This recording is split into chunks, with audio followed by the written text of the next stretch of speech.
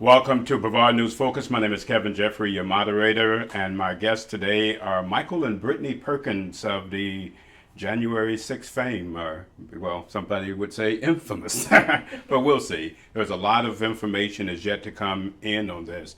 It is very hard for Americans to remain objective in some emotional cases, and January 6th is one of those type of cases. What is fact and what is fiction from January 6th is yet to be determined. Now, I know that the media and the government narratives have taken hold and colored the opinions of some as to what really happened that day. Yet when you peer into the facts, there are some troubling signs. And no matter your position, if you're a Constitution-loving American, you would have reason for cause. Consider the Perkins family. The Constitution doesn't allow for the nightmare that they experienced over January 6th. We have their story today, and we want you to hear about it. Welcome, Michael and Brittany. Thank you for having us. So, this has been a whirlwind the last 4 years, has it not? Yes, it has. Okay, would you have believed if someone had told you you would go through this that it would have happened? Never in my wildest dreams would I would think that something like this was going to happen to me and my family. Several weeks ago, you were sitting in prison here in Florida. What were you thinking? Did you think that you would ever get out? I did not. I thought that we had the 2020 election, and I thought for sure the same exact thing was going to happen as that.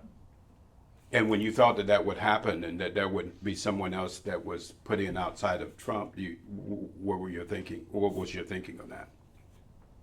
What do you mean? Did you think that if someone won other than Donald Trump, that you would be sitting here today? No, I did not. You thought it would actually go past the amount of time that you would yes, actually... I thought I would actually have time added just because I was a Trump supporter. Yeah. Brittany, you've gone through the last 4 years. What kind of a whirlwind has this been? It's been there's been some struggles for sure. It's been really hard trying to keep him encouraged, keep myself encouraged, my two children. You feel like the weight of the world is on your shoulders. And so it's been a struggle. He was the breadwinner for the family. I homeschooled my kids and stayed home with my kids, and all that responsibility kind of got dumped on me overnight, So it was a struggle, but the Lord was good and sustained us, so. Walk through when Trump won. You thought that there was a chance that this might happen. So now he says that he's going to pardon the January 6th. You heard this in prison, right? Yes. So your thoughts when he said that? Well, my thoughts were there was all this talk in the violent ones. Mm-hmm. And there was a lot of talk, mostly from CNN and news stations like that, because that's what they would put on in prison. The narrative. Yeah. Yes, that was their narrative, saying, "Oh, well, So Trump's going to pardon, but it's going to be the non-violent ones." So did you think when they put that on and you saw it in prison, did you think were you hearing the other side of it from outside of prison, that there were people who had contrary views of that? Yes, there was. A lot of people in Trump's administration, we were getting word that it was going to be everyone. Mm-hmm. But it's hard to know if it's just talk or if it's... Yeah. So did your emotions go up and down on yes, that? Yes. I was constantly, so many nights I'd be in tears just out of anxiousness and anxiety, thinking, hey, there might be a chance I might get to go and be with my family again. So is that worse than if you just knew that you were consigned to being in prison for yes, an indefinite absolutely. period of time? Absolutely. So it's the uncertainty was really driving you crazy. Yes. And so you would try to encourage him, Brittany. What would you say to him? And at the same time, I'm trying to believe all this myself. So I'm trying to tell him, the Lord is in this. The Lord is working. It's going to be okay. But I'm telling him this, but I'm hanging up the phone and I'm like, do I believe this? I'm telling him these things to reassure him, that God sees us. He's not forgotten us. He fights for us. He's for us. He knows our hearts. He knows our intentions that day. And so I'm constantly reminding myself so that I can remind him and just be positive about it. Because there was that narrative, They wanted people that were violent. Yeah, if the media said they were violent, but these were not violent men. And so it was hard. So when you found out that Trump had said that he was going to pardon and he actually signed the papers, what happened? What went through your mind first, Brittany? So he took forever that day. Yeah, he put it down at the last. I didn't watch any of we were out at a vigil at the facility. And so I didn't watch anything after the inauguration and he left and all that. I didn't watch anything. Why did you not watch it? Was it too nerve-wracking? I was just praying, and I was praying all day outside that facility, and I was telling the Lord, I was telling him, you tell Trump what to do. Let him listen to your voice, because there were so many voices in his ear saying, don't pardon all of them, and don't pardon, the ones that attacked cops and things like that. And so I was praying all day just for the Lord to speak to him and that he would obey. And so I didn't want to see what the news was saying. I don't trust the news. It was too much. Huh? Yeah, I wanted to hear from the Lord. I didn't want to hear what they were saying. So that's why. So when it happened, Michael, where were you at when you found out that he actually signed it and you were a free man? Well, that day, we were in the TV room until, I would say, about maybe 2 o'clock. And then it's like he would never get to it, but the whole time he was running, he would say within the first 9 minutes he's going to do something for the January 6th. And you're saying, do it already. So I'm Which nervous. is why we were outside the facility, because, Okay. Yes. So you're waiting. So we're waiting, and then the guards kick us out of the TV room, and I get nothing at that point. Mm-hmm. I mean, so I'm calling my wife, asking her if she's hearing anything, and she's telling me, no, we're not sure yet. He hasn't said it yet. Maybe he's going to do it when he goes to the next place. So it was just That's very, just pretty very dramatic, nerve-wracking. isn't it? And I'm wondering, what is he doing? Like, is he doing this on purpose? I mean, So you think he was doing it for effect, or? Because he didn't do it until what, late afternoon? yes. well, actually, it was that night. That night? Okay. Yeah. Yeah. That's the last thing he did. So he drug it out. So whenever I found out, though, I was just sitting in my room, me and one of my cellmates. He was another January 6th guy, and a bunch of guys just started running to us and telling us, because they had gotten word over the internet. Because in federal prison, let's be real, there's a bunch of illegal cell phones. Okay. So that all the guys that had the cell phones would come and say, okay, we seen him sign it. You're getting out of here. And he said that he wanted it done tonight. Wow. At that point, I was just in tears. Really? I couldn't even stop the tears from flowing. Yeah. It was just overwhelming. It was very overwhelming. Yeah. To be away from your family for 2 years and be able to go home and hug my children was an amazing feeling. So the other prisoners, were these just regular prisoners in the federal prison that told you this? Yes. So they were happy for you? Yes, they were very happy for me. What did they say? Throughout my whole prison term, a lot of the guys would tell me, like, you don't deserve to be here. Even the Democrats, even the guys who vote Democrat and were for Kamala Harris, they said, we've been around you long enough. You're a good guy. You're not like us. You don't deserve to be here. And so that was very encouraging that, for them to have my back on something such as this. When you heard it, Brittany, where were you at? You were outside the prison. So I was outside.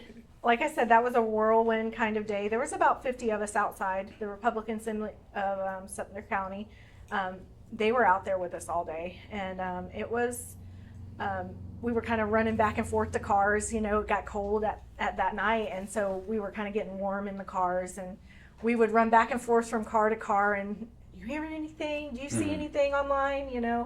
And it was just, really, really whirlwind type of day. But when I finally heard that he had pardoned 1,500, and I knew there was about 1,569 that had been arrested, I was a little bit nervous. I'm like, what about these other 69? Are these violent guys included in that? So I was still, even at the last moment, I'm like, I'm not going to believe it until I can get my hands on him. And so I still was holding out hope. I was kind of had my guard up. I didn't want to be let down because Trump is a man, and I don't put my confidence in man. Correct. And although I was trying to trust the Lord, I still didn't fully trust that he would be a man of his word. and do what he said. And one thing that threw me off was around 7 o'clock in the evening, the lieutenant of Coleman Prison called every January 6er down to the lieutenant's office. And right then, I'm like, okay, we're going home. This is it. And then we get down there, and the lieutenant says, whoa, because we were all the January 6ers, was like 11 of us in that facility, 10 or 11. We were all hugging, crying, and we're like, this is it, we're going home. And Lieutenant said, don't get y'all's hopes up. We haven't had no word yet. We're just preparing in case some of you get pardoned. How many were in there with you? In Coleman, I believe there was 10. 10, okay. In Coleman. So this was kind of a bittersweet type situation, wasn't it? Yes. So you found out, and he did it. What did you do? Okay. What was that feeling like? So there was some issues with the facilities. So I want to say about 10:30, 11 o'clock, we started getting word from other people, because we had a team. We had worked with some people for American Patriot Relief to get people at every facilities. There are 35 facilities, or 35 different states with January 6th people. And some of them, would be in Texas and they lived in Florida. So we had people get to every facility to drive these men to the airport, to get them a hotel, to make sure someone was there for them. And so we were getting word. This is anticipation of them getting out. Okay. Yes. So we had gotten word that, Trump had said that they need to be let out immediately. And so people were going to pick up their loved ones, and the jails weren't letting them out. And Charlie Kirk had posted online, he said, if you go to a facility to get your loved one, and they say, they can't get them out, take the executive order that says immediately. And so that's what I did. I went to the guard stand and I said, listen, I know it's not your job, but you need to tell whoever's back there with these guys that their families are out here. And this executive order says immediately. And you need to let them go because you're holding them hostage now. What did he say? And he called the cops on me. Did he really? So the cops came, of course, and they were, we just have to come. We're on your side. We just want to make sure. The cops said that? Yes. So for so-called cop beaters, yes. right? So that was encouraging. And it was about 30 minutes later, he called me and said, hey, come and get me.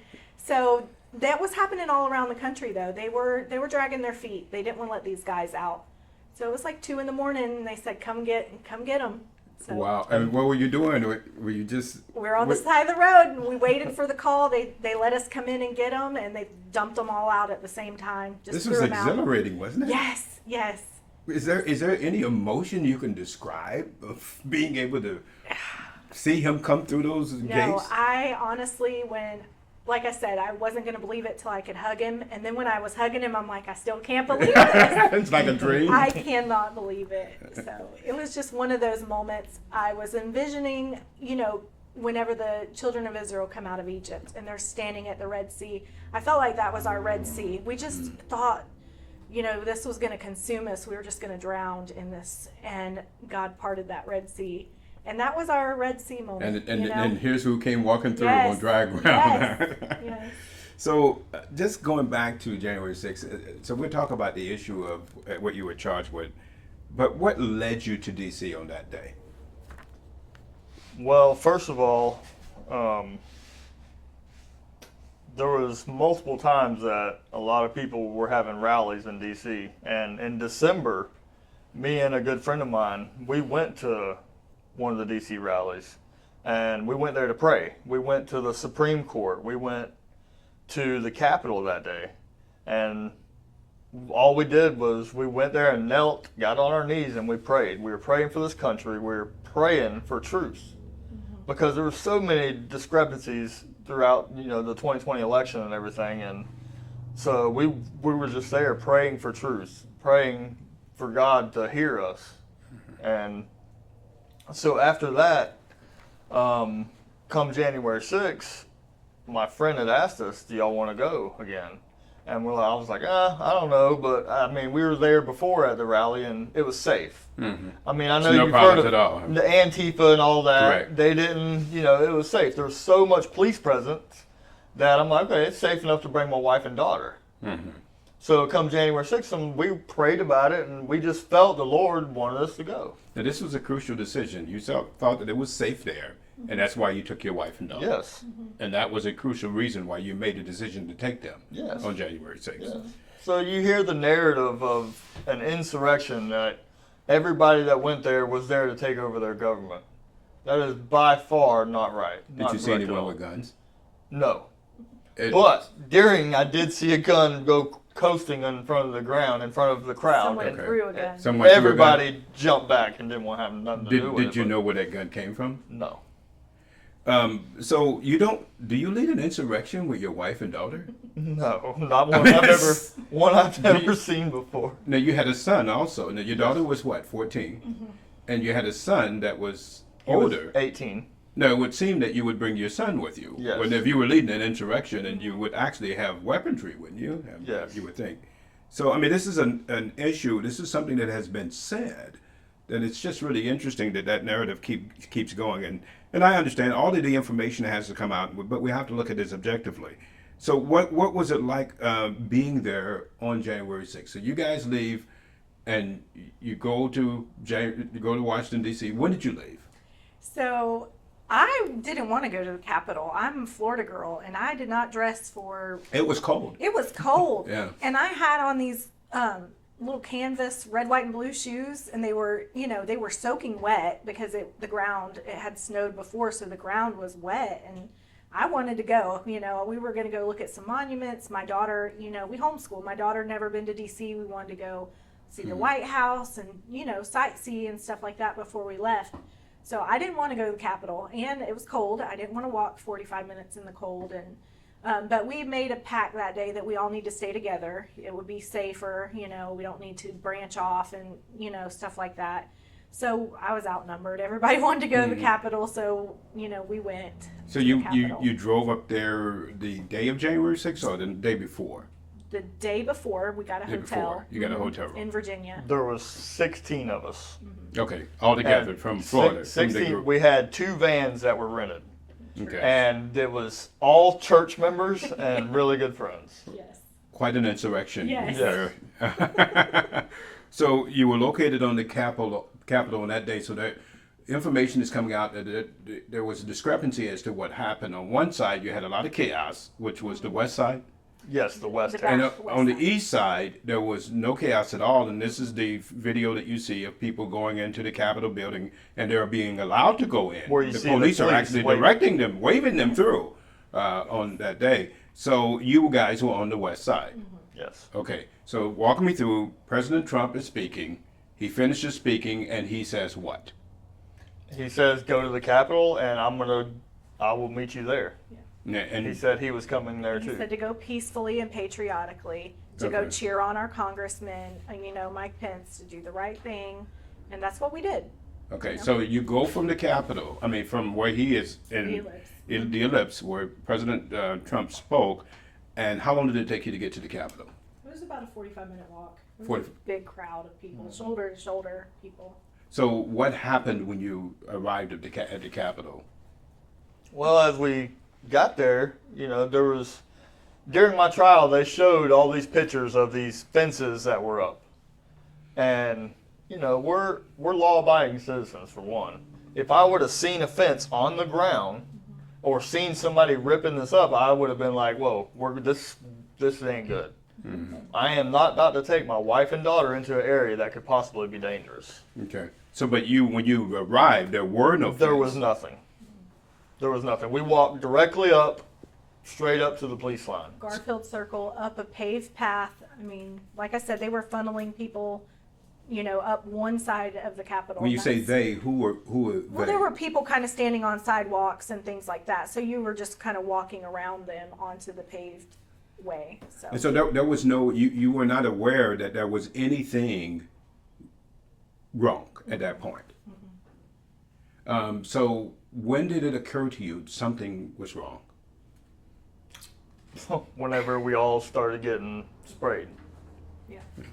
with mace And or so, pepper spray. so just We were as soon as you seeing- got to the Capitol, or you arrived at the Capitol, or what? It was about 5 or 10 minutes after. We were singing Amazing Grace, and I was just taking in everything. There were people in the trees with flags. I mean, it was a lot of people, and But there was a spirit there of unity, of love. Yeah. I mean, As you were walking toward the Capitol. Yes, So everyone everybody's was just just happy, getting- singing. Yeah. I mean, people with big crosses, wooden Yeah. crosses, standing around. I mean, we didn't feel like anything bad, Yeah. And so it went from that to just chaos. Chaos. Lickety split? Yes. Yes. Yes. I'm standing there one moment and I'm looking, at this tower with these people and flags on top of it, and my daughter was screaming behind me. And I turned to her to see what was going on, and she had saw when my husband got hit and pepper sprayed, and he was on the ground. And I turned to see what she was seeing, but I couldn't see him because he was on the ground. There were so many people. And everybody there were people like pushing. It was like a back and forth thing. People just started immediately pushing. And then they threw a gas grenade out, and we started choking. My daughter was throwing up and choking, and we were separated at that point. And I took her back to a stairwell to sit and kind of get all that out of her lungs and stuff like that. But it was immediate chaos, So you go from singing peacefully and then chaos. Yes. There's a lot to uncover here, and there's more to come, and we'll pick up at this point in our next segment. You make sure that you join us for the next segment 2, in which we'll look at what happened from that point on January 6th.